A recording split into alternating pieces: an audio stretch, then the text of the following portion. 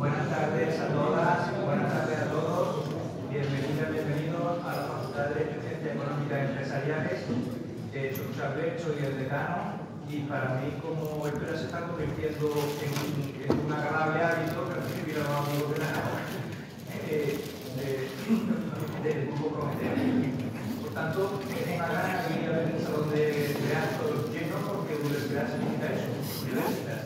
Más aún hoy en un acto de reivindicación y de recuerdo de una persona como Julio Anguita. Creo que son 5 años los que se cumplen ahora de su muerte, y parece que todavía están dando por ahí por el barrio, parece que todavía te lo va a encontrar en el ánimo tomado con la cerveza de tertulia con los amigos. Una persona, me permito decir, a mi juicio, que fue un completo ejemplo de honradez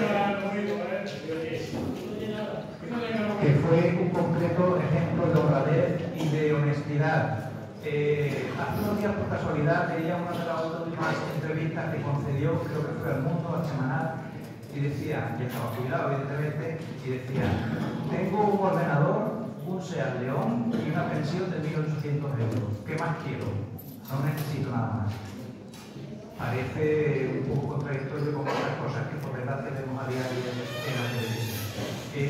Dicho esto, les reitero mi bienvenida, mi agradecimiento al grupo Montero, y tiene la palabra Juan, que va a hacer un poco la presentación de los eventos. Muchísimas gracias a todos.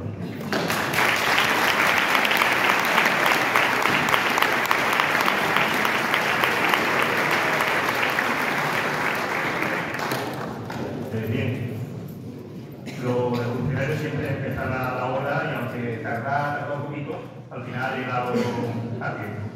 Agradecer en nombre del colectivo Prometeo a la Facultad de Derecho y Ciencias Económicas y Empresariales, representarla aquí por su decano, José Jesús Albert, que siempre nos brinda todo tipo de facilidades para hacer los actos del colectivo en este salón de actos. También agradecer a las personas presentes en la mesa por el esfuerzo que han hecho. Nos consta muchísimo por estar aquí con nosotros. Queremos ser honestos.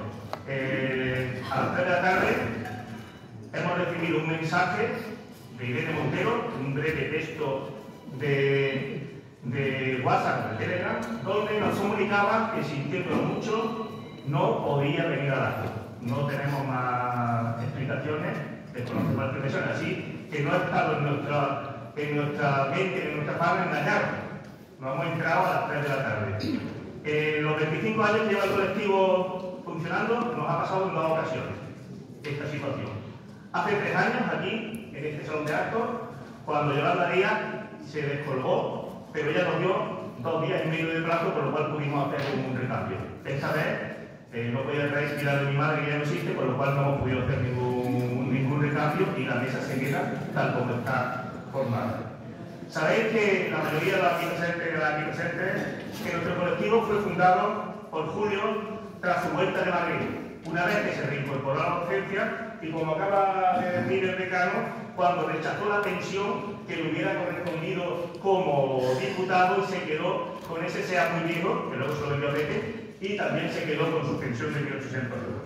Desde entonces hasta su desaparición, estuvimos juntos, formando el Frente Cívico Somos Mayoría, poniendo en pie, ayudando a poner en pie las marchas de la dignidad, los cuales hoy aquí hay algunos ilustres componentes, como Diego Cañanero, que lo he visto antes, o como Pepe Coy, que está también por ahí, y apoyando entre las acciones en 15. Desde su desaparición, que como sabéis se produce hace 5 años, el 16 de mayo, todos los años por esta fecha dedicamos una de las actividades del colectivo, que sabéis que es unas actividades anuales, a hacer algo en su memoria. Pero lo hacemos como sabemos que a él le gustaría, con reflexión y con debate. Él odiaba que lo tratasen como un santón laico al que encomendarse, no odiaba una cosa más que esa. Y también odiaba la inmediatez que se da en las fuerzas políticas en intentando controlar las redes sociales, que parece que no viven si no tienen un tuit que llevarse a mano. Prefería la política, como lo dice muchas veces, como un arte agrario en la que debemos mancharnos las manos con la tierra y trabajar con paciencia para que la idea germine. Por ello, cuando llega este momento, ponemos como cara cabecera de la actividad a algunos de los lemas que él nos transmitía. Hace 2 años, 3 años, cuando fue la primera vez que se pudo reunir después de la pandemia, fue Somos Mayoría, lanzando con el Frente Cívico Somos Mayoría. El año pasado, pues una frase dolorosa, total, que era maldita sea la guerra, no hace falta que os diga más. Y este año se llama En la misma orilla, porque hemos intentado encajar 2 elementos. Su teoría de la misma trinchera y su teoría de las 2 orillas. En la misma trinchera decía que tenemos que ser totalmente respetuosos y respetuosas, con quienes comparten nuestro mismo combate, nuestra misma trinchera.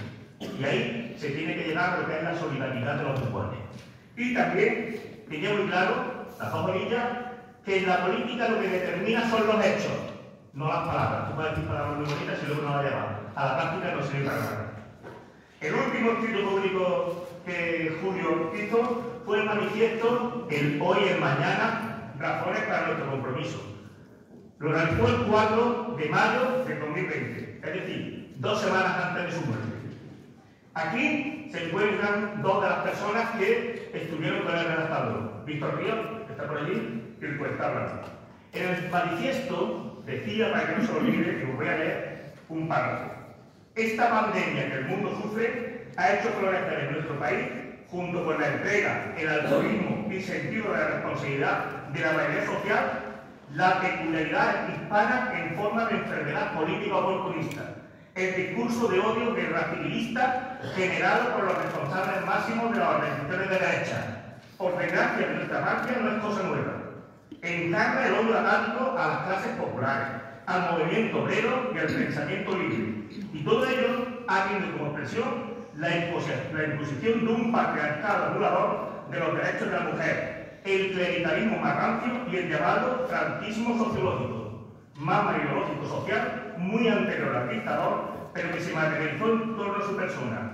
La injuria fácil, la simpleza de su propuesta y los bulos, en cuya discusión siguen a rajatabla las tesis del aparato de propaganda nazi, con objetivo de crear confusión, potenciar los prejuicios contra el otro, el rojo, el homosexual, la mujer o el inmigrante. Pero sobre todo, el objetivo máximo es perpetuar los privilegios sociales y económicos del estatus que los dirige. Creo que nadie de los aquí presentes puede dudar lo que ya nosotros hemos verbalizado y hecho incluso un documental, lo que era su discurso profético, simplemente la capacidad de análisis que hace ver lo que va a llegar y darle respuesta a lo que viene. 5 años después, por desgracia, estamos viendo cómo se plasma esto. Por ello, el acto de hoy. El acto de hoy es el título de la mesa. La propuesta desde la izquierda frente a los movimientos antidemocráticos y el fascismo emergente. Esa era la idea de esta mesa. Os dejo con la compañera del colectivo, Marina Pérez, que va a presentar a los amigos que nos acompañan, expondrá el formato del acto y dará paso a lo que es verdaderamente importante, que es el debate. Con 2 avisos. Primero, cerramos a las 20:45. Aquí se cierra la facultad a las 21, a las 9. El PAC siempre es amabilísimo con nosotras y con nosotros y evidentemente tenemos que darle tiempo para que compatibilice su jornada laboral. Y la segunda, va a haber preguntas. Veréis a los compañeros que llevan una pegatina del colectivo, que tendrán también, como están aquí mostrando Pepe, tendrán para escribir las preguntas. Son preguntas por escrito. ¿Por qué? Porque aunque la mayoría sois seneguistas, es decir, capaces de sintetizar, también nos consta que hay unos poquillos y algunas poquillas que son con molino de barroco. Entonces tienen la palabra y se tiran 20 minutos hablando, al final no vamos a enterar de cómo empieza el hecho ni cómo termina. Por eso vamos a hacer una labor de síntesis. Muchas gracias.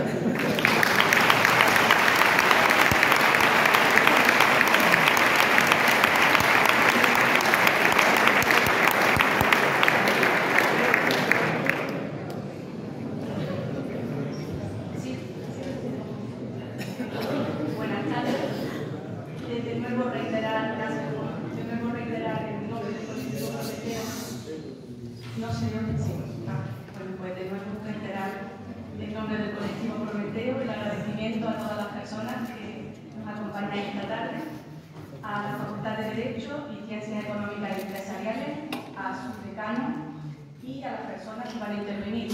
Bienvenidas y muchísimas acto está planteado por cuestión de tiempo con 3 turnos de palabra para cada interviniente.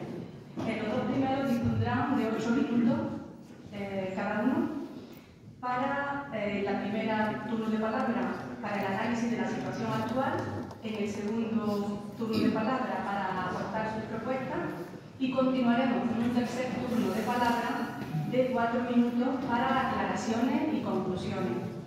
Si todos respetamos los tiempos, pues se supone que nos quedarán 45 minutos para que los intervinientes respondan a las preguntas que el público asistente plantee, para lo cual, como ha dicho ya Juan, se van a distribuir unos folios donde vaya a anotar la pregunta, a quién va dirigida esa pregunta y el nombre de la persona que la hace la pregunta o el colectivo al que pertenece.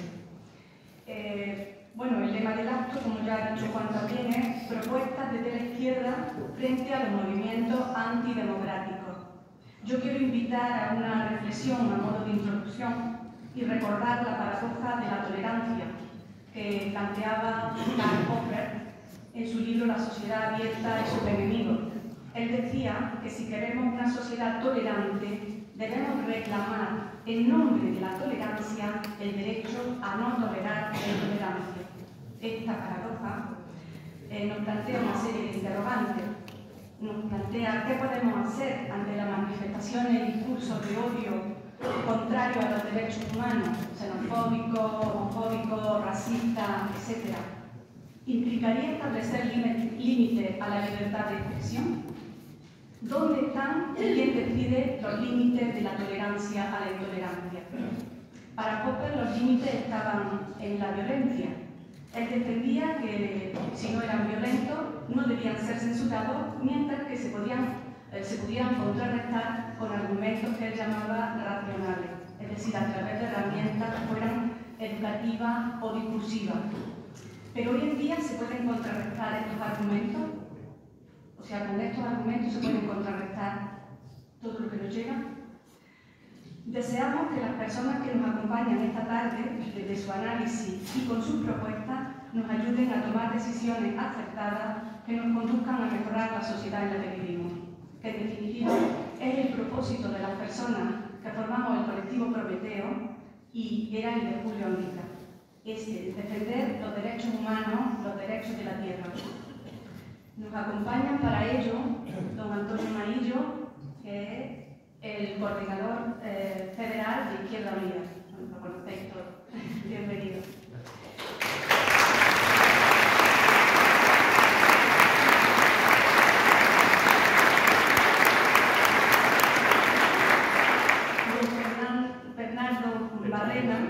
Fernando, eurodiputado de H. Bildu.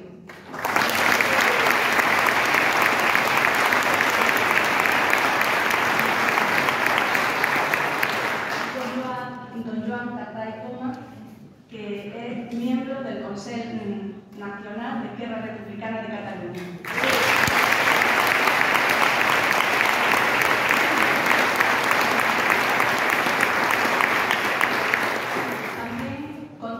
Después del primer turno, de intervenciones del primer turno de palabra, con un pequeño vídeo con la intervención de doña Ana Miranda, eurodiputado del RNG, que no ha podido estar hoy con nosotras, pero que sí ha querido participar en el acto y nos ha hecho el favor de mandarnos un pequeño vídeo.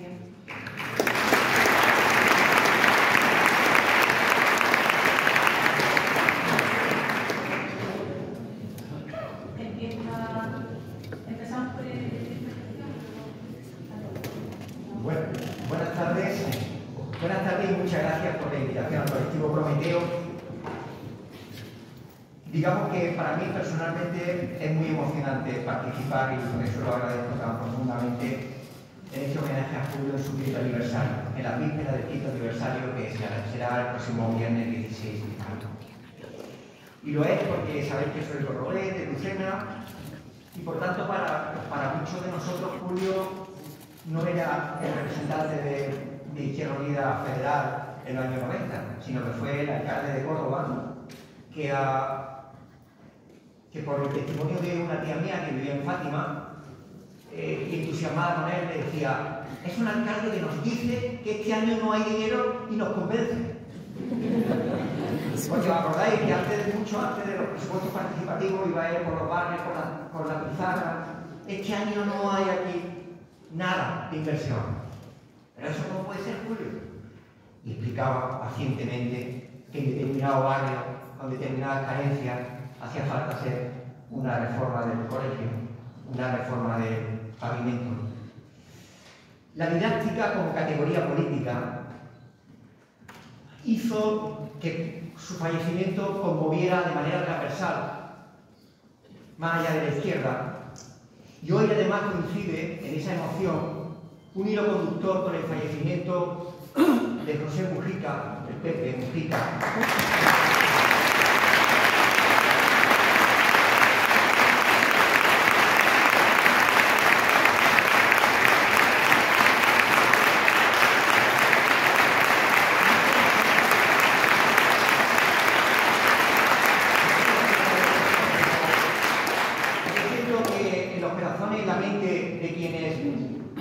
Cuando conocimos la noticia, sentimos posiblemente igual que cuando falleció Julio. Nos hizo mejores personas. Por eso la conmoción de Julio, también la conmoción transversal de un personaje como una persona como Pepe Mujica, que les une, desde mi punto de vista, su ejemplaridad de obra y vida y su coherencia. En esa ejemplaridad nos enlaza y nos sitúa otra coincidencia. Podríamos decir, en los términos de Pepe Mujica, en la carta de despedida que tuvo, que ambos son frentistas, de frentes amplios, de voluntad unitaria, de converger más allá de los espacios en los que uno milita, se compromete o vive. En esos dos elementos que nos enseñan, hay algo que, en mi caso, que forma parte de mi biografía personal, descubrí con mi militancia, que fue cuando Julio hace y se mueve por Andalucía, por la convocatoria por Andalucía, y lanza aquel reto de hacer otra política y hacer otra forma de política. Y ambos aspectos, si lo recordáis, eran igual de importantes. Lo que es lo mismo, la impugnación de un modelo, de un sistema, no solo se hace con una alternativa de corte programático o político, sino también como una disputa, y ahí fue también profético, de la disputa cultural que tenía que ir consubstancial a un proyecto alternativo. Un proyecto alternativo no solo es alternativo en propuestas diferentes de qué porcentaje dedicamos a según qué recursos, sino un modelo social de alternativa de Estado, de sociedad y de gobierno. Por eso apelaba a la otra forma de hacer política, y creo que es bastante actual en un momento en el que vivimos donde hay un paso de un capitalismo autoritario, si es que dejó de serlo alguna vez, un capitalismo reaccionario sin eufemismos, y donde la victoria de Trump representa, por un lado, la versión nacionalpopulista dentro del capitalismo para hacer frente a su obsesión, que es no dejar de ser la hegemonía, la fuerza hegemónica mundial, y impedir que otros lo sean, como el caso de China. Sin ese eje imposible, en esa apelación a la inteligencia de la reflexión política que vaya más allá del tuit, eso es muy anguiliano, querido Juan, no podemos entender lo que está ocurriendo. La controversia en clave cultural, el lenguaje de odio, de intoxicación, del veneno, el neoliberalismo que también penetra en forma de individualismo, de hiperliderazgo y de egocentrismo, también en organizaciones que decimos disputarla. Cuando un esquema de valores penetra incluso en organizaciones que se dicen o decimos que queremos combatirlo, es que nos están ganando. Por tanto, los valores culturales del individualismo, de la egopolítica, de la ausencia del bien común, es un triunfo del neoliberalismo, y por eso es muy importante la segunda pata de su convocatoria por Andalucía en los años 80, que era otra forma de hacer política, porque ya se estaba anunciando que la victoria, la alternativa, no solo era programática, era también cultural. Y si no tenemos en cuenta eso, estaremos siempre abrazando cualquier propuesta de carácter integral y con vocación, tercer elemento, de mayoría social. La voluntad que tenemos que tener la izquierda de un avance del capitalismo que ya no tiene contrapeso, que no está dispuesto a ceder hegemonía, que acumula riqueza ya no solo sin ningún pacto de carácter social, sino que establece la nueva fase de acumulación por desposesión, esto es, se acumula en ganancias también mediante la disposición de los derechos que teníamos conquistados y que creíamos que eran irreversibles. Y ahí adquiere toda la coherencia, el deterioro consciente de la seguridad de la sanidad pública, la vuelta otra vez a la segregación de clase en la educación o la conquista, el intento de destruir, de destrozar el carácter público de las pensiones. Elementos materiales que definen una nueva era capitalista que ya basa su ganancia no solo en una ganancia de pluralidad natural de sus actividades económicas, sino también que esas ganancias se producen a través de la disposición de los derechos que tenemos la mayoría, que empiezan a dejar de serlo. Por tanto, cuando me queden 2 minutos me avisan, estamos en un momento en el que la certidumbre de los derechos que han conformado nuestra vida y producto de nuestra lucha pueden desaparecer como han desaparecido en otros momentos de la humanidad. Y si no sabemos leer ese momento histórico, es que estamos fuera de la realidad. El analizar políticamente no significa hablar de lo que nos gustaría estar. A mí me gustaría estar a la puerta de una revolución socialista, pero no es así. La realidad, por desgracia, no es así. Y por tanto, analizar la realidad es importante, caracterizar bien el momento también, saber que el combate en estos momentos tiene un carácter civilizatorio, donde puede irse al sumidero de la historia, la reivindicación y los derechos que hemos conquistado por el movimiento de obreros principalmente, y que tenemos que combatir que al capitalismo, a los autoritarios, a los fascistas, hay que combatirlos desde un espacio de unidad que tenga una base común de valores, programática y de profundización democrática. Y lo hay, compañeros y compañeras. Y no vamos a asumir históricamente que por nuestro desistimiento, fragmentación o egoísmo en política dejemos el campo abierto a la reacción, al autoritarismo y a la destrucción de los derechos que tenemos que conquistar, los que hemos conquistado y los que quedan por conquistar. Al fascismo se le combate con más profundidad democrática, no defendiendo el statu quo, no abarcando o acaparando la lectura del capitalismo de quedémonos como estamos. Se le disputa con un modelo alternativo claramente desmontador del modelo reaccionario autoritario que nos asiste. Por eso creo que el enlace de dos personas cuyo hilo de cultura política, a pesar de estar tan lejano como en Uruguay o en la persona en España con Julio Arquita, en Uruguay con Pepe Mujica, ambos tuvieron un elemento y una convicción: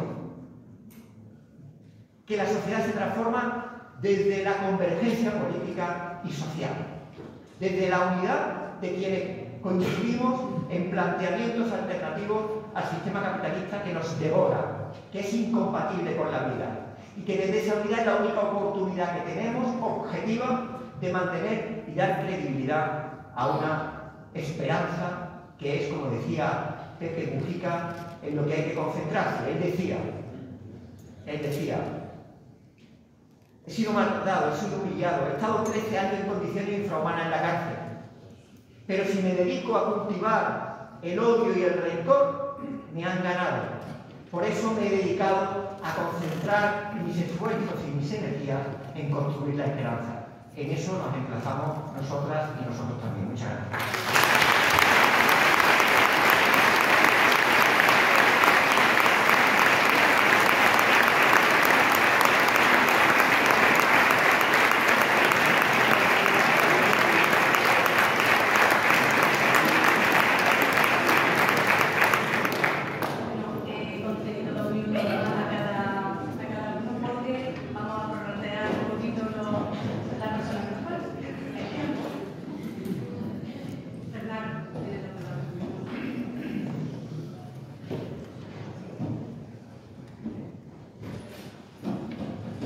Buenas tardes, ¿qué tal? Es un placer estar con vosotros y vosotras. Muchísimas gracias a Producción por la invitación.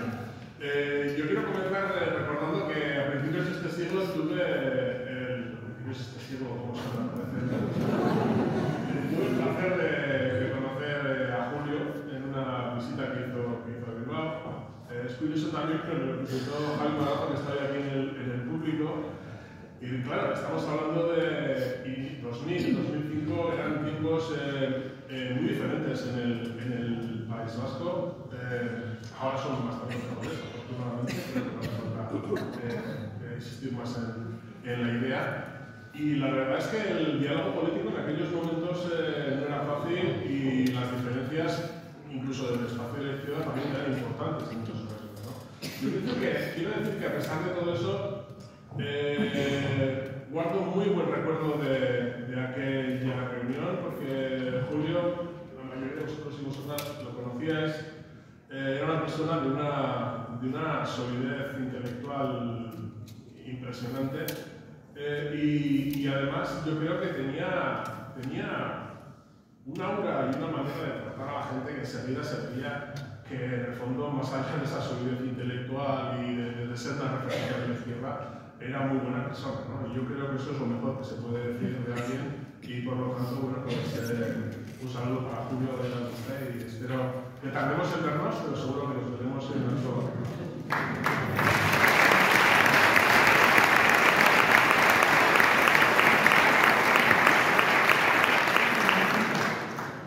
Intentar dibujar un poquito en la segunda vuelta, en la segunda ronda, se nos pidió un poco hablar ya más, entrar un poco al trapo y hablar de alternativas, de ideas, de apuntar en direcciones concretas.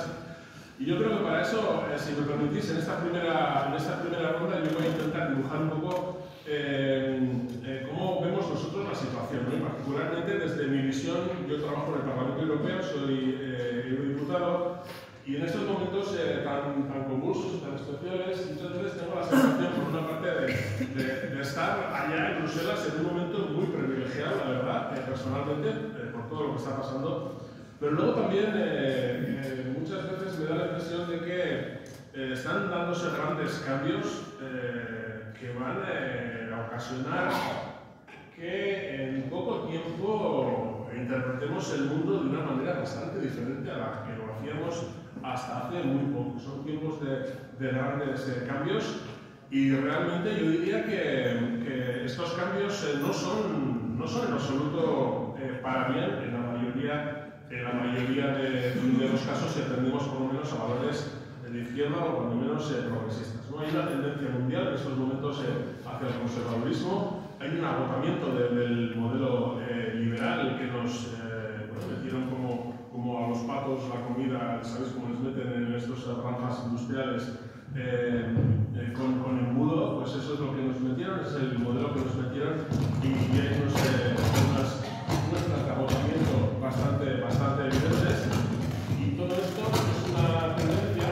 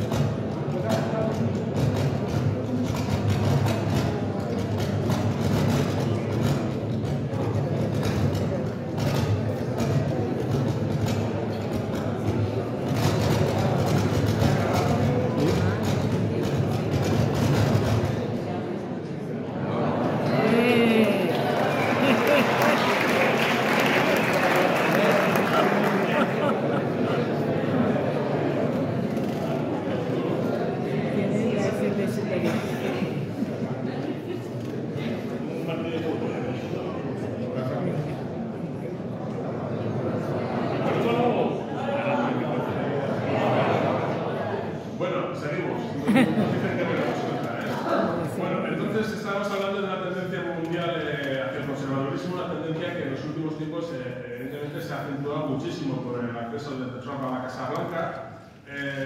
Aunque yo también me gusta decir en muchas ocasiones que el problema de todo lo que estamos viviendo no es tanto Trump, sino realmente una posición histórica de los Estados Unidos, que en estos momentos se está mostrando por la calidad, falta de calidad, habría que decir, del personaje, se está mostrando sin filtros y sin ningún tipo de ambajes, ¿no? Pero es la posición histórica de los Estados Unidos. Luego hablamos un poco más de todo esto.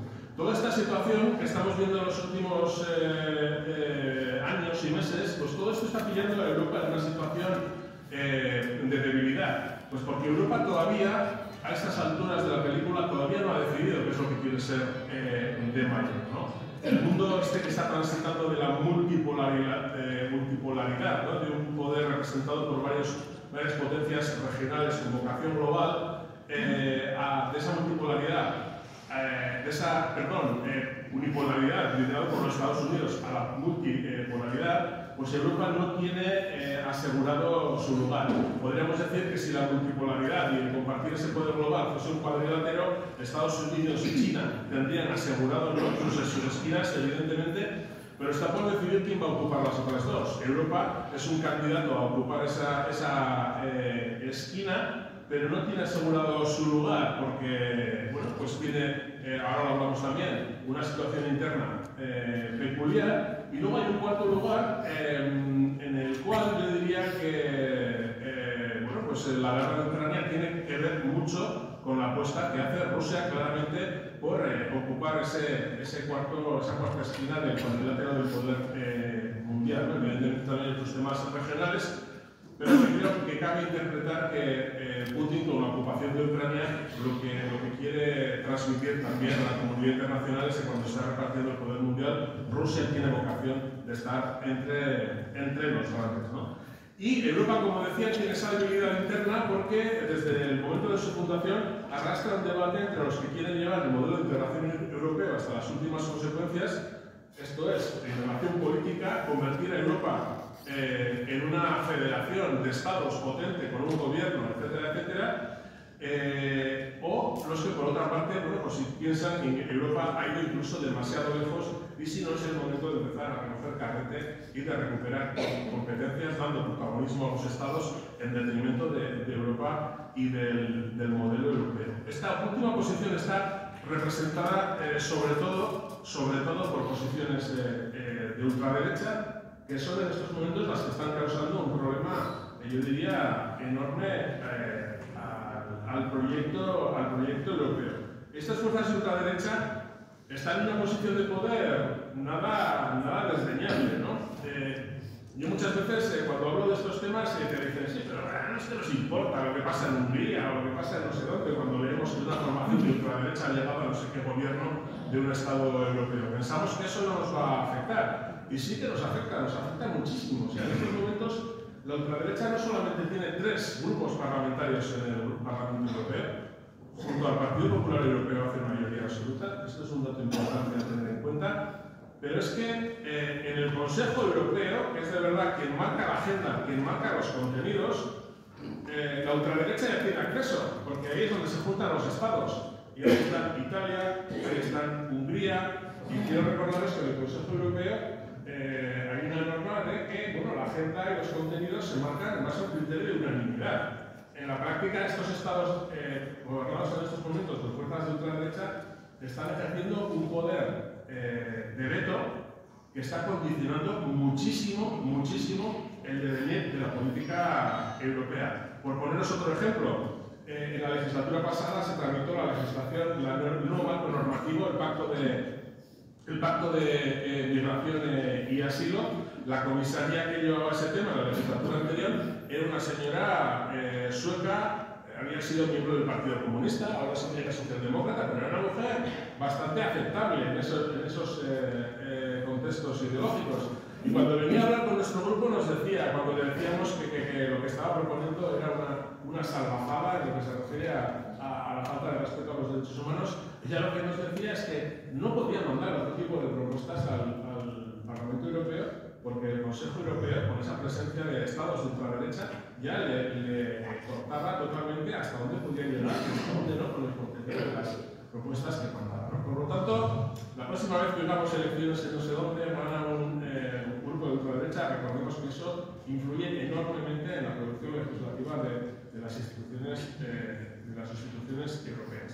Y todo esto además es un problema porque, como decía anteriormente, la ultraderecha en términos europeos no es en absoluto europeísta, no cree en Europa, es de esa posición de que quiere volver a recoger carrete y dejar el protagonismo en manos de los estados, no en instancias europeas, que quieren ir cada vez debilitando paulatinamente, y además es muy peligroso porque esto lo que ocasiona es terminar con el proyecto de integración europeo y además, como consecuencia, otorga el liderazgo del poder mundial una vez más a los Estados Unidos. Ellos están buscando que se dé ese liderazgo representado por los Estados Unidos. Se sienten cómodos en esa posición. En estos momentos las élites europeas, con todo lo que está pasando, todavía no se creen lo que está ocurriendo, que Estados Unidos quiera soltar de la mano a Europa. Y como respuesta, ¿no?, ante esas exigencias de que hay que gastar el 2% del PIB en armamento, en inversión de rearme, incluso Estados Unidos va más allá, está diciendo que tiene que ser el 5%, no el 2, sino el 5%. Imaginaros de qué cantidades de dinero estamos hablando. Es algo tremendo. El 22, creo que fue el último año que tenemos datos de cuál fue el gasto en armas del Estado español, estamos hablando del 1,26. Pasar del 1,26 al 2% supone una cantidad de millones espeluznante. Imaginaros lo que sería pasar al 5%. Bueno, pues la respuesta de Europa está siendo: vamos a acoplarnos a esas exigencias para alcanzar esos objetivos. E incluso yo diría que la socialdemocracia está cayendo en la trampa y lo plantea como un keynesianismo de guerra, ¿no? Vamos a fortalecer la industria militar europea, pues para, por lo menos, se van a hacer armas, pero por lo menos vamos a crear empleo.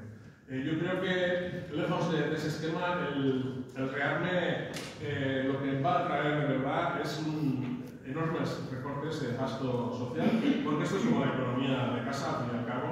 Si vamos 2 fines de semana seguidos a cenar con los amigos, luego nos damos cuenta que hay que ajustar el cinturón para gastar en lo que realmente importa, ¿no? Y aquí, si te lo gastas en armas, pues el gasto social, educación, sanidad, etcétera, va a ser dramático. Y luego, yo creo lo que quería decir también es que hay otro concepto que se utiliza, que es muchísimo, el de la famosa autonomía estratégica europea, que habréis oído. Esto quiere decir que Europa tiene que ser autónoma para responder a necesidades estratégicas que tenga, como abastecimientos, como defensa, como otros temas. Esto se dio en la pandemia, cuando nos dimos cuenta que no éramos capaces de fabricar mascarillas porque todo se hace en China. Pero esto es un concepto que en principio está bien traído, que Europa pueda tener autonomía, pues es totalmente incompatible, podríamos decir, con seguir perteneciendo a una alianza militar como es la OTAN, en términos de defensa, que está pensada para servir a la política exterior de los Estados Unidos, que tiene unos intereses muy concretos, que son los de Estados Unidos, que hablar de esto nos llevaría a otra sesión larguísima, pero desde luego lo que hay que tener claro es que esa política no sirve a los intereses europeos y que, por lo tanto, abogar por una autonomía estratégica para Europa, soberanía para Europa y a la vez seguir siendo miembros de una organización militar como la OTAN, pues es totalmente incompatible.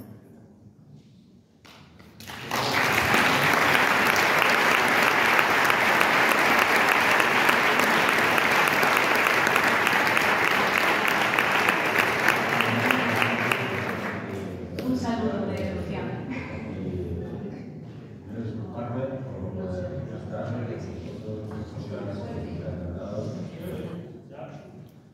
Buenas jornadas, soy Claudio Lucía, desde aquí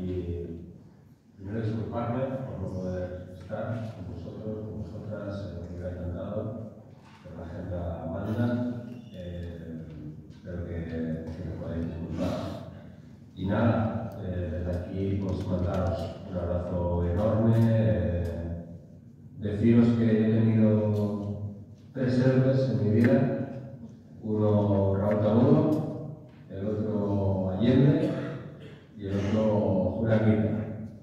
Han sido, en el caso de Allende y Allende, pues dos referentes. Creo que Julio es una brújula moral, política, de vida. Yo era un crío y lo escuchaba con la boca abierta, y a día de hoy, cuando no sé muy bien qué hacer, ni qué decir, ni qué pensar según qué cosas, hay que volver aquí. Así que nada, desde aquí pues repito, la verdad muy grande, y os dejo con otro maestro de vida, un padre político y casi biológico. Para mí me salvó la vida, un tipo que vive en el futuro, una cabeza privilegiada. Juego de nada.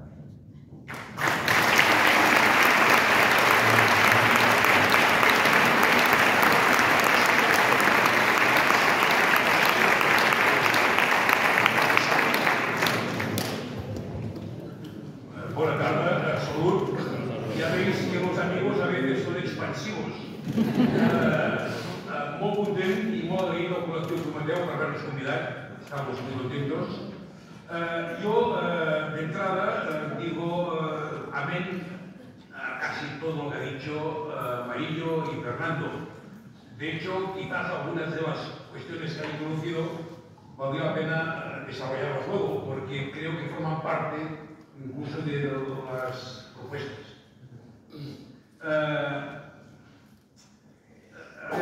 Todas las generaciones que nos ha tocado vivir un acelerón de la historia, porque la historia no tiene un movimiento uniforme. La historia a veces se acelera. Por cierto, no avisa. Y a veces la historia se acelera tanto que incluso lo que ocurre es un hecho revolucionario. A veces la historia no se acelera tanto como para que suceda un hecho revolucionario, pero sí para que cambien muchas cosas. Cuando las generaciones que nos han tocado vivir un acelerón tenemos que tomar un cierto protagonismo, estamos condenados a improvisar. De hecho, yo tengo 72 años, milito desde la adolescencia, pertenezco a una generación de republicanos que habíamos salido del segundo exilio interior al cual la transición condenó al republicanismo, y que al inicio del siglo XXI creíamos que era posible conquistar un Estado federal. De hecho, ni tan solo hablábamos, ni tan solo poníamos como condición el hecho que hubiera un proceso constituyente que conllevara la aprobación de todas las repúblicas que pudieran caber. Y es cierto que se intentó, el republicanismo lo intentó con Rodríguez Zapatero, no fue posible, pero nunca habíamos pensado que viviríamos lo que vivimos a partir del año 2014 y 2015. De hecho, si alguien dijera que ya había previsto que viviríamos lo que vivimos, estaría mintiendo o no diría la verdad, que viene a ser lo mismo. De hecho, tuvimos que improvisar. Y hay que decir que se cometieron errores. Por ejemplo, considerar que las condiciones objetivas que pudieran conllevar un 14 de abril que Cataluña se convertiría en la palanca para un proceso constituyente de la Tercera República Española, creíamos que las condiciones estaban suficientemente maduras, y no lo estaban.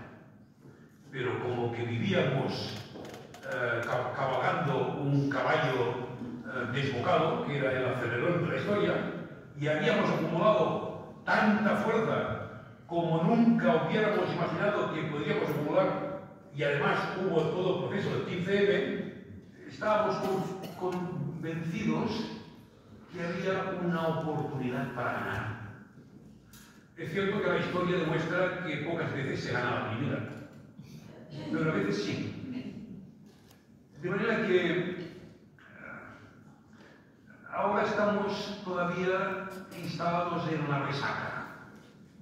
El republicanismo catalán ha tardado tiempo en metabolizar qué es lo que habíamos hecho muy bien, qué es lo que habíamos hecho regular y cuáles habían sido los enormes errores que habíamos cometido. Y se ha pagado caro la represión y además todo lo que ha conllevado que haya coincidido con un contexto internacional que nos lleva a la conclusión que hoy las condiciones son peores que las del 2017. Y esto obliga, sea por necesidad o sea por decisión intelectual y política, nos obliga a revisarlo todo. Es necesario que nadie quede huérfano. Es decir, es posible que no se pueda exigir a cada formación política que tiene unas características, tiene una idiosincrasia y que está inmersa en una realidad, en un medio concreto, no se le puede pedir que ponga en tela de juicio incluso su propia historia, es decir, la acumulación de errores y aciertos, pero sí que hay que entrar en una fase nueva. Yo le llamo, no sé, digamos, la unidad didáctica. De hecho, o somos capaces de interpretar el mundo que tenemos encima, o moriremos. Dentro de pocos años, la mayoría, más de la mitad de la población activa catalana, dentro de pocos años, más de la mitad de la población activa catalana será de origen extranjero. Dentro de pocos años. Vemos como el sueño de la cohesión social, aquello que en términos de literatura agradable para el lector y para nosotros mismos, aquello que nos orgullecía que era el ascensor social, no funciona. Los índices de pobreza crecen.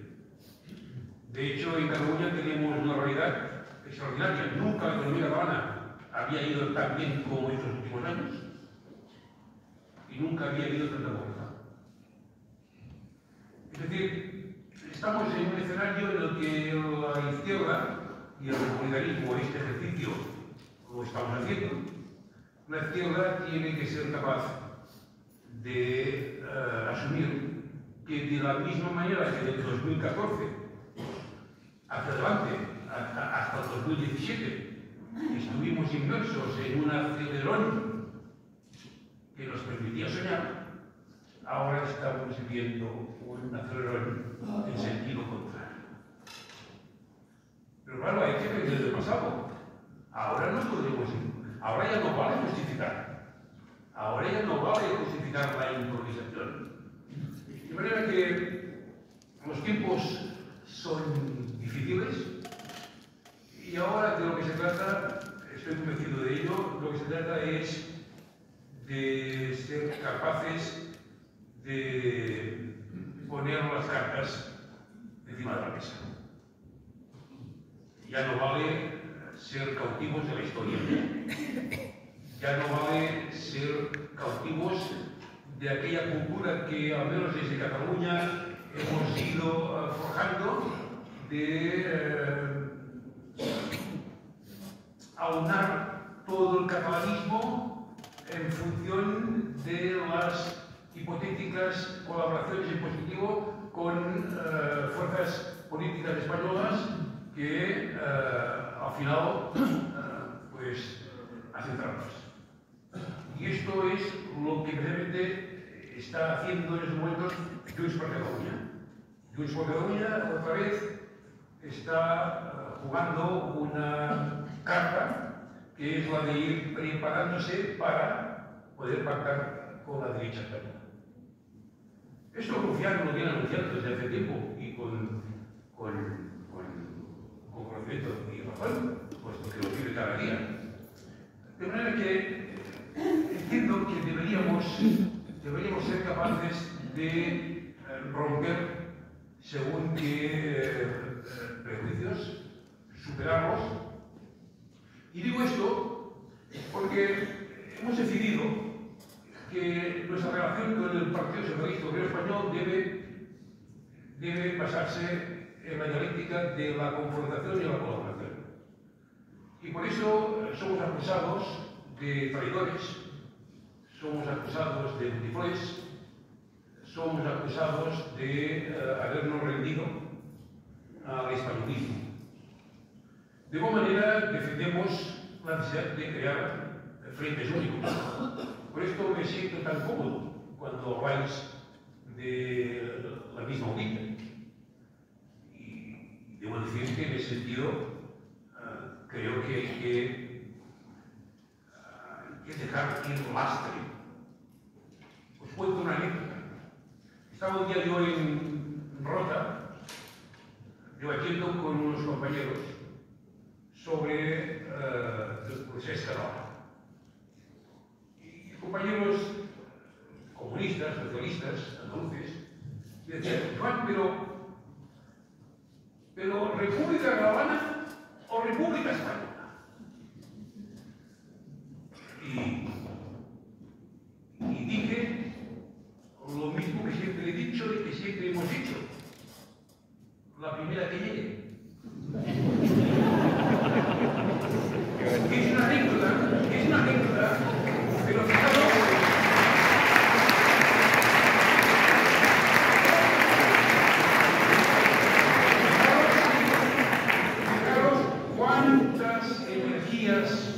cuántas energías que perdemos por el camino, fruto de un cierto vicentinismo, que en una época o en una coyuntura de expansión se pueden considerar incluso un divertimento, pero en las condiciones actuales, en el contexto actual, en el que predomina el temor, el miedo, el desasosiego, en el que tendremos que sacar fuerzas de flaqueza para derrotar a aquellos que la misma derrota, el mismo paisaje adverso, les pide atrincherarse, meterse dentro de la trinchera. En la trinchera igual no te matan, pero en la trinchera se pasa frío, hay ratas, y cuando sacas fuerzas de flaqueza para salir, miras el mundo y no lo reconoces. Aquí solo hay una alternativa: actuar en campo abierto. Actuar en campo abierto exige la valentía de aquellos que están dispuestos, primero, a recibir el fuego amigo. Mario, ¿sabes qué va?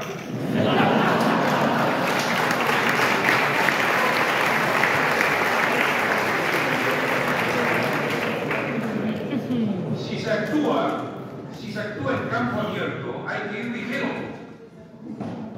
Hay que ir ligero de equipaje. Hay que ir ligero de equipaje. Por eso es tan importante que ahora entremos en una fase en la que sepamos separar el trigo de la paja. Este es el esfuerzo que haremos los republicanos. De hecho, lo estamos haciendo.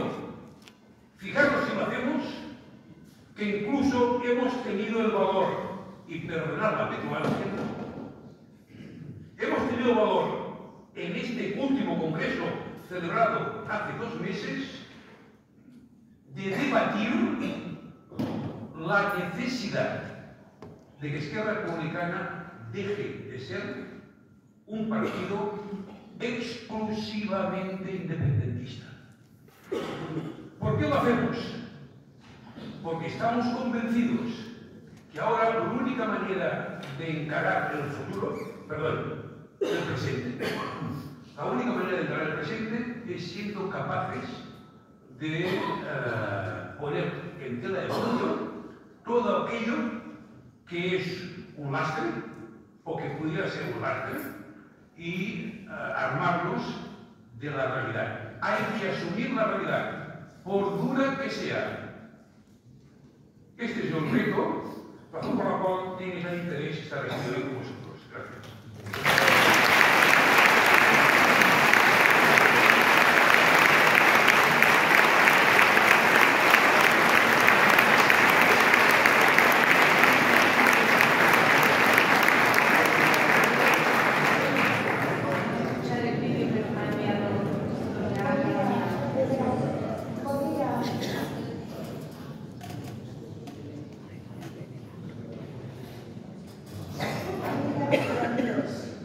Desde Galiza y en nombre del Bloque Nacionalista Galego, como Eurodiputado del BNG, agradezco poder sumarnos a este acto colectivo de tanta emoción en el que conmemoramos la vida de un luchador antifascista, de una persona coherente como es Julio Anguita.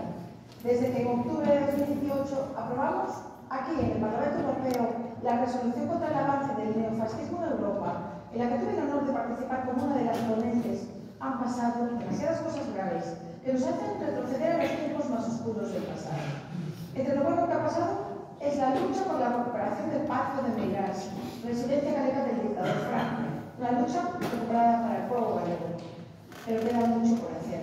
Quedan anormalidades democráticas que aún se producen en el Estado español, como es la existencia de la Fundación Francisco Franco y de otras fundaciones vinculadas al franquismo, algunas de ellas andaluzas como vosotros sabéis.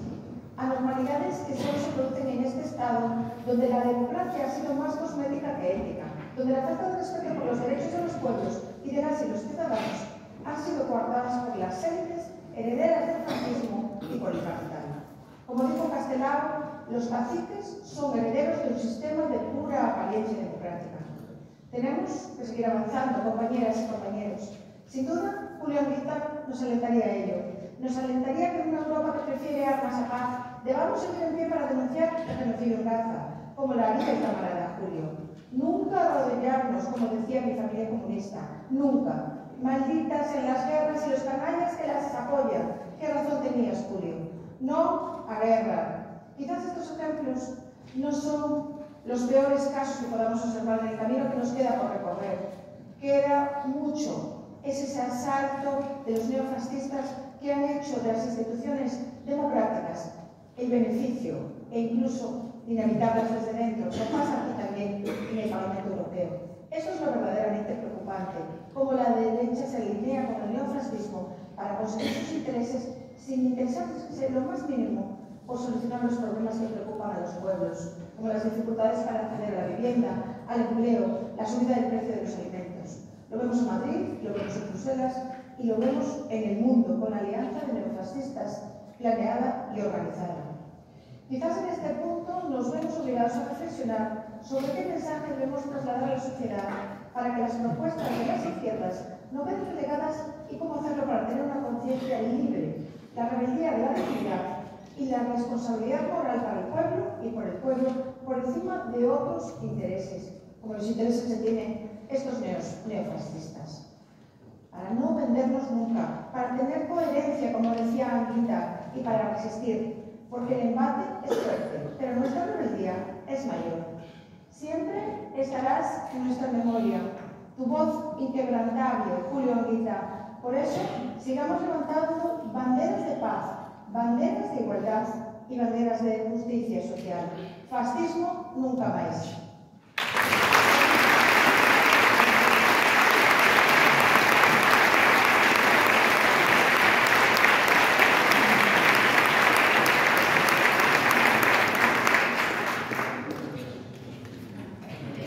Recuerdo que, bueno, me han repartido el folio, podéis levantar la mano para que os reconozcan si habéis hecho la pregunta, ¿de acuerdo? Y en este segundo turno de palabra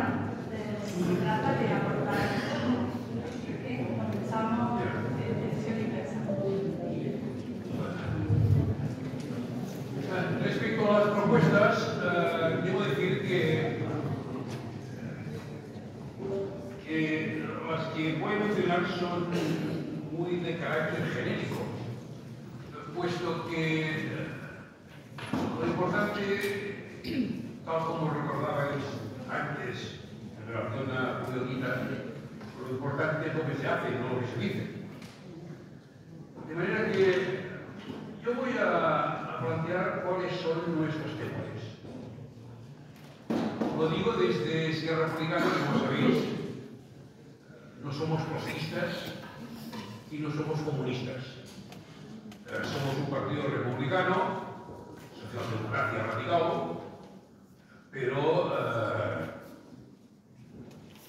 digamos que no somos un partido que estemos situados a la izquierda, digamos, más reconocida básicamente como partido de izquierdas.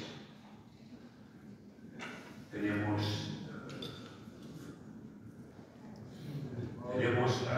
digamos, una fuerte presencia socialdemócrata en el partido,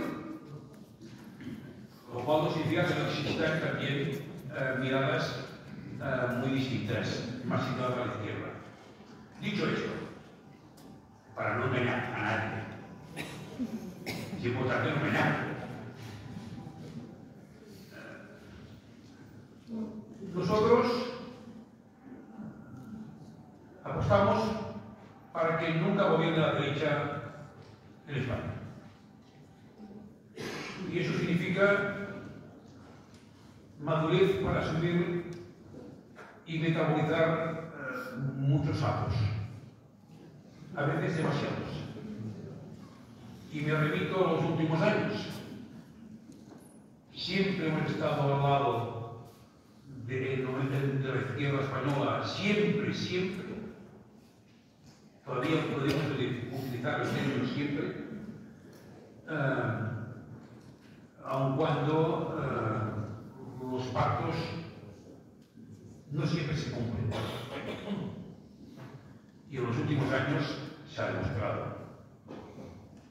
Aún así, y reconociendo que el PSOE siempre juega con ventaja con nosotros, porque sabe que nosotros nunca vamos ni tan solo a flirtear con la derecha española, nosotros es evidente que tenemos muy clara la necesidad de colaborar, pero también de confrontar con el Partido Socialista Obrero Español.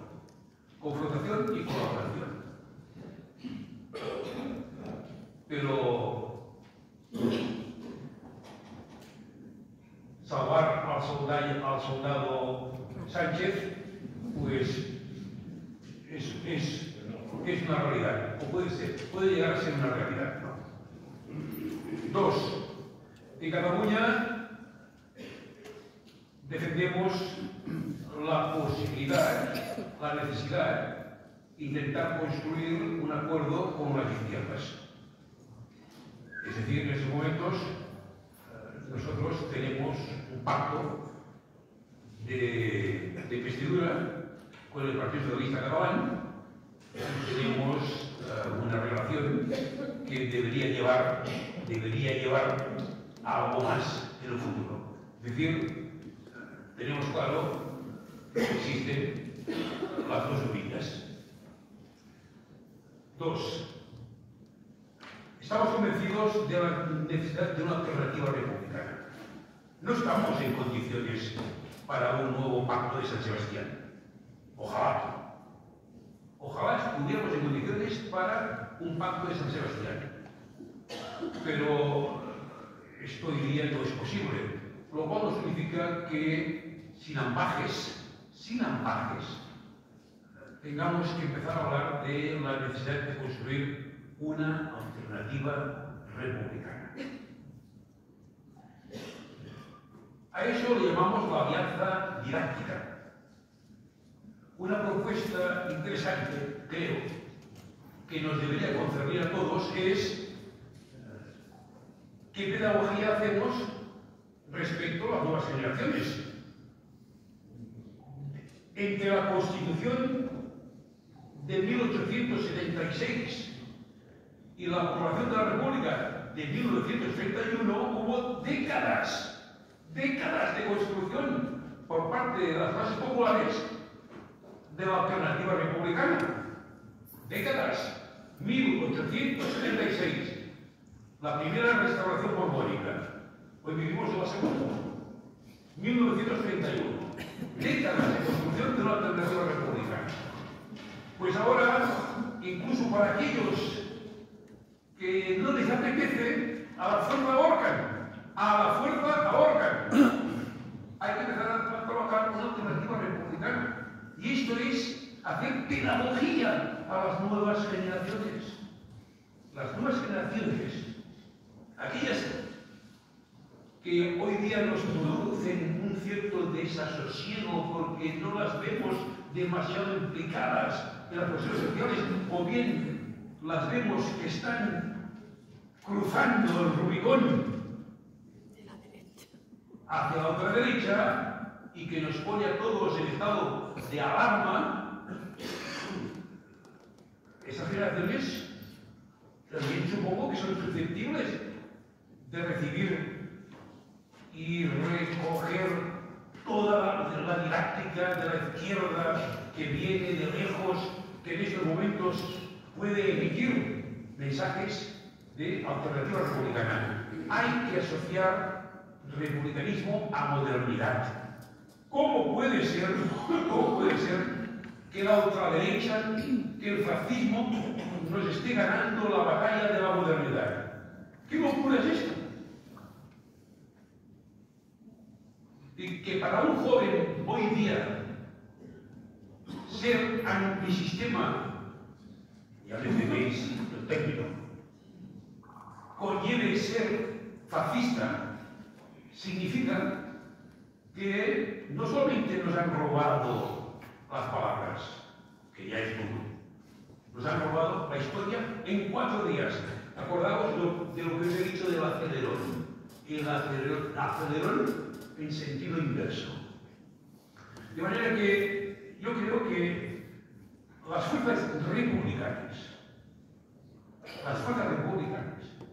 deberíamos construir un relato, ese cauce, el cauce de las fraternidades. Pero a la gente joven no podemos irles con trampas. No se puede enviar un mensaje que sea percibido como un interés táctico de un partido, un interés que proviene más del informe demoscópico que no de una creencia verdadera sobre la necesidad de construir esa alternativa republicana. Es decir, la gente joven, las nuevas generaciones, solamente se sentirán atraídas por el republicanismo si ven que es un valor sincero, tan crudo como cruda es la situación y la coyuntura, pero a la vez cargado de esperanza. Esto debería conllevar coaliciones electorales. Hay que saber. En Cataluña hacemos coaliciones con comunistas. De hecho, nosotros estamos debatiendo la profundidad de los frentes amplios. Quizás también en el gran escaparate de las Cortes españolas, o incluso en todo aquello de los programas mínimos de todas las izquierdas, debería reflejarse un horizonte lejano, unos objetivos a medio plazo y unos objetivos inmediatos, que de hecho, en muchas ocasiones, es lo que está ocurriendo, pero no sabemos darle la categoría de relato compartido. Es decir, que yo pueda venir aquí, a Córdoba, a decir lo mismo que digo en Palafrugell. Y al revés. Y que todo el mundo se sienta partícipe de algo que es cierto que está en construcción, porque venimos de la derrota. En el 2017 Perdimos. Punto. No pasa nada. Perdimos. Venimos de la derrota. Pero es que resulta que venimos de muchas otras derrotas. Y en cambio, viniendo de muchas otras derrotas, hicimos el 2 de octubre. Con lo cual, que existan derrotas precedentes no significa que no tengas capacidad para plantear nuevas luchas. El resultado, el poder es el poder. De manera que, a nivel de propuestas concretas, hay que trabajarlas. Pero, de hecho, desde un punto de vista más genérico, todos vemos por dónde hay que ir. Ha acabado el tiempo de la atomización. El respeto a todas las maneras de concebir la realidad, pero sabiendo que existen unas exigencias inmediatas. Es más, tengo la impresión que vamos contra reloj. Y si es verdad que vamos contra reloj, creo que deberíamos dejar lo accesorio, deberíamos aparcarlo lo accesorio. Porque si lo aparcamos, es posible que dentro de un tiempo ni tan solo nos acordemos de aquello, señal que era accesorio. Y luego nos avergonzamos que aquello accesorio le hubiéramos dado tanta importancia. De la categoría. Pues no, de la categoría porque lo hemos aparcado un tiempo y ya no te acuerdas.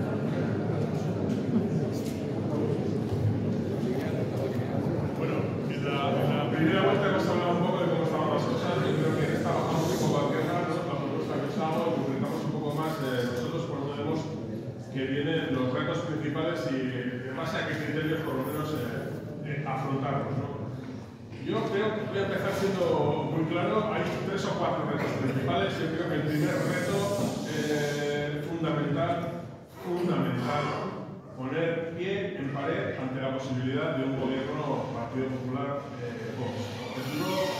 Número uno.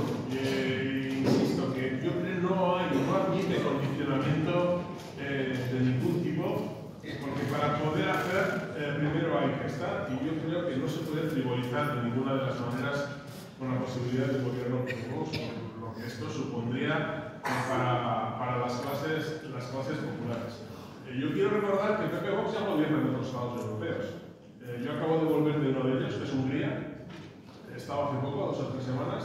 En Hungría te encuentras con un estado autoritario, sin separación de poderes, con una corrupción rampante, con una asfixia financiera a los municipios, con vulneración de derechos de la mujer y el LGTBI+, lo más reciente es que acaban de prohibir el Día del Orgullo y amenazar con represión directa y acciones contra las personas que formen parte de la manifestación del orgullo. Para los que hayáis visto el cuento de la criada, habéis leído el cuento de la criada, ese es el Gilead europeo. Y eso es un gobierno del Partido Popular Vox, ese es el gran riesgo que tenemos sobre nuestras cabezas. Eso en el Estado español no puede pasar de ninguna de las maneras, y mucho menos con los titubeos de la izquierda o de no saber medir bien los riesgos y las formas. Segundo gran reto. El otro gran reto, evidentemente, sí, claro, hay que las fuerzas de izquierda, progresistas, tienen que estar en el gobierno, pero hay que estar, tenemos que hay que estar para poder cambiar las cosas, ¿no? Pero queremos cambiar las cosas. Es necesario seguir profundizando en el escudo social, de una forma mucho más decidida y garantizadora de derechos. Y se han hecho muchas cosas y hay que ir a más, hay que ir a mucho más, hay que tener una mayor ambición social y tener muy presente que precisamente la desprotección y el desencanto son los que hacen girar las miradas hacia la ultraderecha por desengaño, por desesperación. en muchísimos casos, pero es importante además estar en el gobierno, que el gobierno implemente cambios profundos en las necesidades que existen en el Estado. Quiero añadir algo también de cosecha propia del tercer reto. El tercer reto, yo creo que somos las naciones sin Estado del Estado español. Las naciones sin Estado de este Estado español tenemos vocación de cambio. Somos naciones mayoritariamente progresistas y solidarias. Y en las naciones sin Estado de este país hay una fuerza enorme para el cambio político. Somos socios en ese sentido para la transformación del Estado, y esa transformación tiene que incluir los derechos nacionales de cada pueblo, el derecho a decidir, y la izquierda, me atrevería a decir, también tiene que ser corresponsable en esa tarea. Y el cuarto reto es cómo optimizar las cuentas. Yo creo que sabéis perfectamente que las cuentas salen muy justitas, no andamos muy sobrados precisamente. Y desde luego sería una tontería decir a nadie qué es lo que tiene que hacer, ¿no? Pero sí nosotros podemos contar de lo que hemos hecho. Y Euskal Herria Bildu, que es un modelo de frente amplio, pues comenzó como una coalición de partidos, una UTE electoral, que desconfiaban mucho unos de otros porque tenían historias hasta ese momento muy diferentes y representando diferentes culturas políticas. Y hoy es un partido movimiento con personalidad política propia, más allá de la vida de los propios partidos, y del que en estos momentos pues, nadie pregunta de dónde vienes ni de qué partido eres. Es suficiente con que te sientas cómodo o cómoda con las posiciones y con el trabajo político que hace Euskal Herria Bildu. Y yo creo que hoy que estamos, antes hemos mencionado la triste despedida de Pepe Mújica, yo quiero recordar que en Euskal Herria Bildu, por ejemplo, siempre nos hemos inspirado muchísimo en la experiencia del Frente Amplio uruguayo. Hay mucho que aprender. Yo creo que en ese camino algo que hemos aprendido es que exige aparcar diferencias y centrarse en lo que se comparte. Como suelen decir los uruguayos, cuando la ultraderecha está llamando a la puerta, frentes amplios y programas de mínimos. Y yo creo que eso es fundamental tenerlo en mente. Y otra cosa que a mí me gusta mucho, y también dijo el propio PP, es que en Euskal Herria Bildu hacemos nuestra esta afirmación, y es que pensamos que no estamos para alimentar minorías intensas, sino para articular una mayoría social progresista, en este caso para el País Vasco, para los vascos y vascas, pero también vale perfectamente para el Estado. Mientras tanto, nosotros vamos a estar ahí, queremos compartir con la izquierda del Estado avances en esas posiciones, lo venimos haciendo y sois testigo de ello de los últimos años, y Euskal Herria Bildu va a seguir trabajando en Madrid en esa dirección. Con la mirada puesta, evidentemente, en los intereses nacionales y sociales del pueblo vasco, que es al que nos debemos principalmente, pero también desde la idea de que compartimos una visión de clase que para nosotros y nosotras es fundamental. Nosotros no somos independentistas solo porque queramos gobernarnos a nosotros mismos, sino porque queremos acceder a las capacidades de un Estado que son las que posibilitan la mejora de las condiciones de vida de los trabajadores y trabajadoras vascos.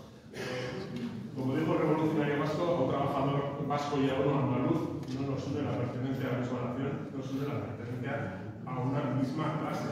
Y eso, desde luego, lo tenemos muy presente y para nosotros es fundamental en nuestra acción política. Muchas gracias.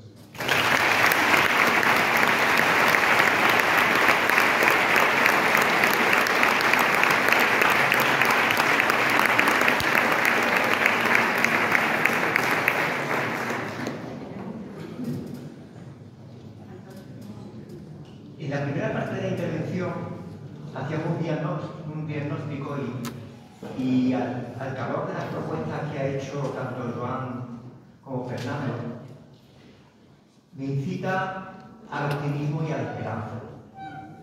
Porque si os dais cuenta, estamos haciendo análisis que sin haber compartido espacios ni organización, caracterizamos la realidad de una manera común. caracterizamos la realidad de una manera común.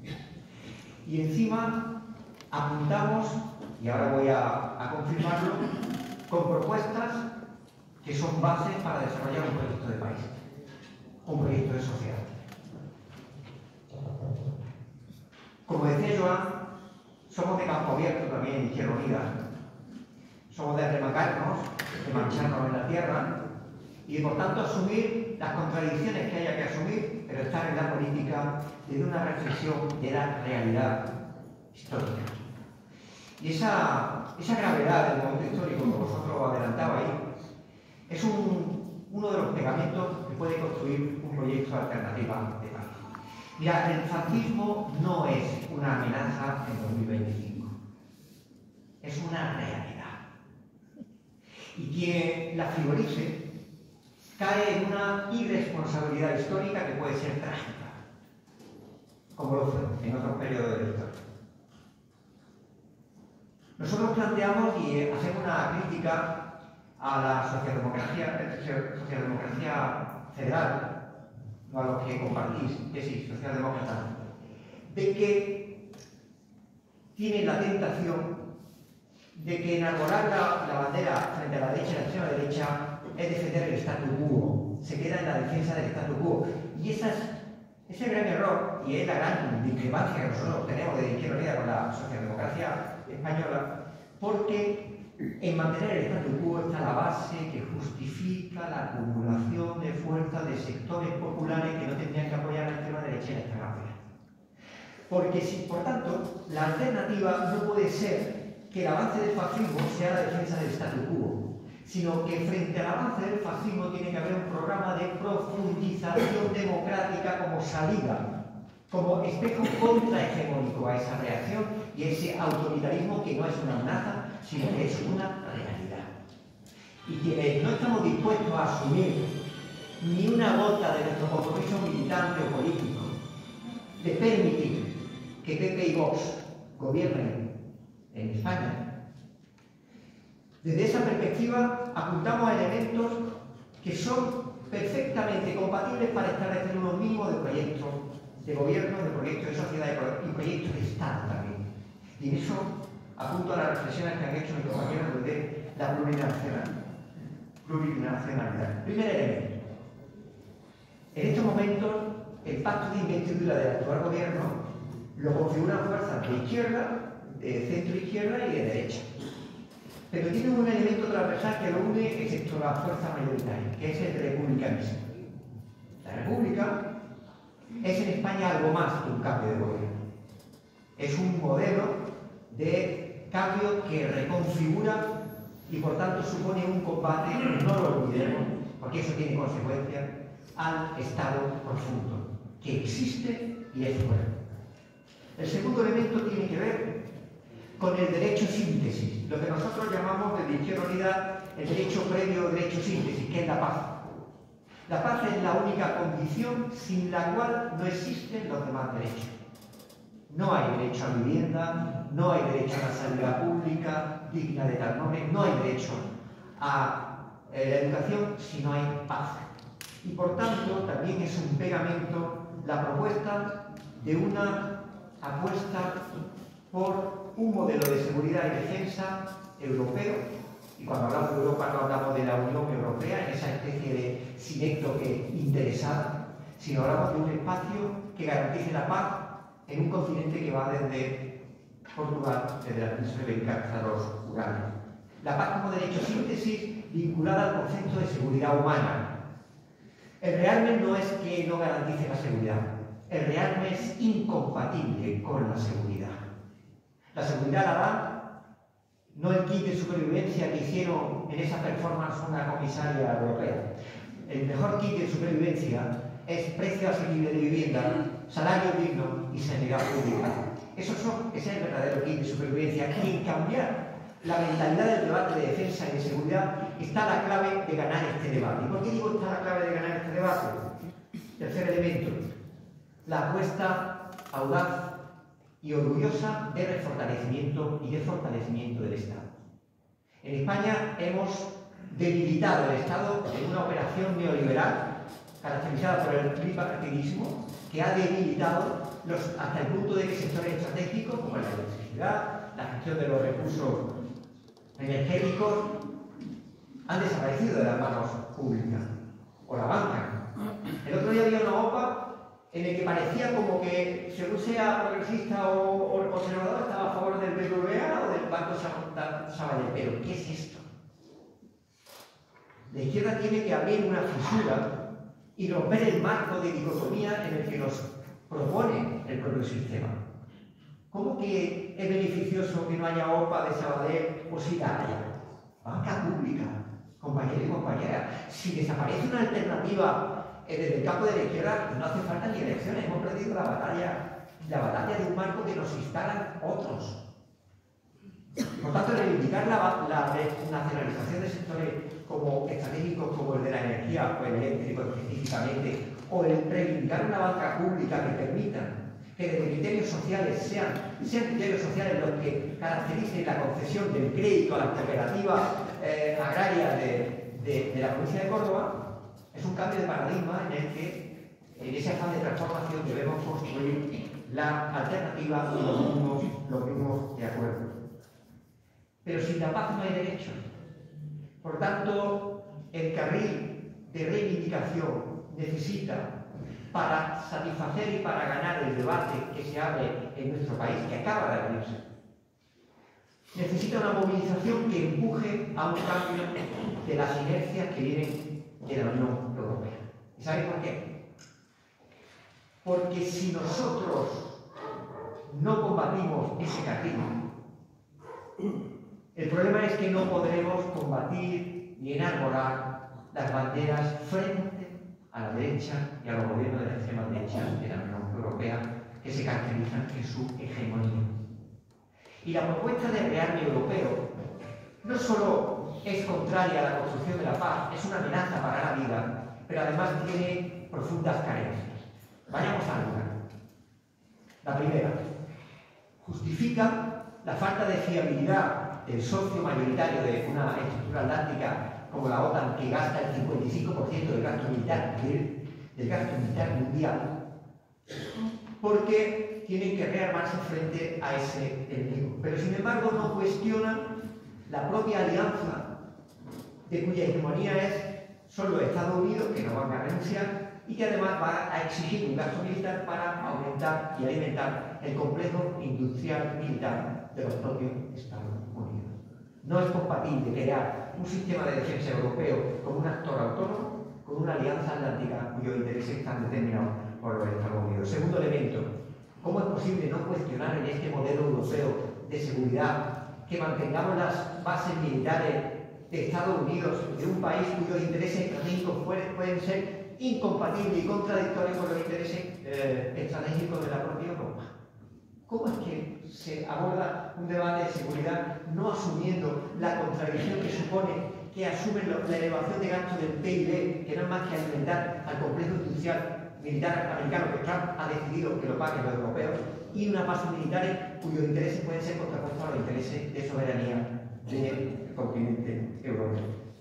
Por tanto, desde ese derecho de síntesis, dotarnos de una seguridad humana y una esperanza, que igual que ha habido en otros momentos históricos, esos momentos o encuentros de oportunidad para la paz, construyamos también ese encuentro de oportunidad para la paz. Se construyó con la Carta de San Francisco en 1942, se construyó con las Naciones Unidas y la Carta de las Naciones Unidas en 1945, se construyó con la Carta de París en 1990, se construyó antes con el Acta de Helsinki en 1975. El sistema de seguridad, de cooperación, de seguridad compartida, desde la concepción de que un país está seguro si se siente seguro él y se sienten seguros los vecinos que le rodean. Seguridad humana y, si termino, seguridad democrática.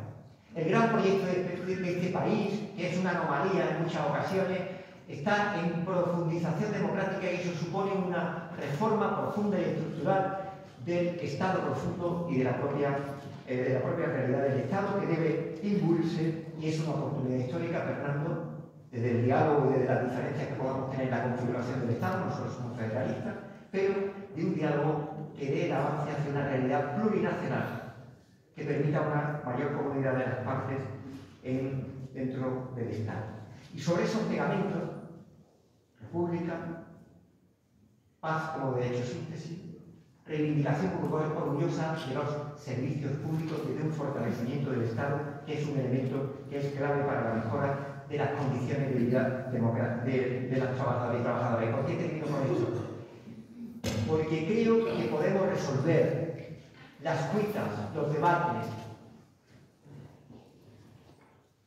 y las aparentes y quizás sobreactuadas diferencias si en el frontispicio de nuestra voluntad diaria como responsables políticos está el servicio a un proyecto de bien común. Si hay una consideración por todas las partes de una apuesta por un proyecto que antepone el bien común a las consideraciones personales, individualistas o narcisistas que impregnan también, hay que reconocerlo, la vida política de nuestro país, estoy convencido que vamos a conseguir que los sueños de Julio Anguita, que el sueño de Julio Anguita y el sueño de Pepe Mujica, ambos de frentes amplios, ambos de convocatorias, ambos de espacios unitarios, se cumplan en nuestro país para que este sea el alboronazo de esperanza no solo en nuestro territorio, sino también en el resto de una Unión Europea atravesada por los vientos pardos del fascismo, de la extrema derecha o como queráis llamarlo, en definitiva del capitalismo autoritario que hay que combatir. En ello nos empleamos y a ello nos estaremos, querido Joan, en campo abierto, incluso aunque nos disparen, incluso aunque algunos caigamos en el combate, habrá otros que nos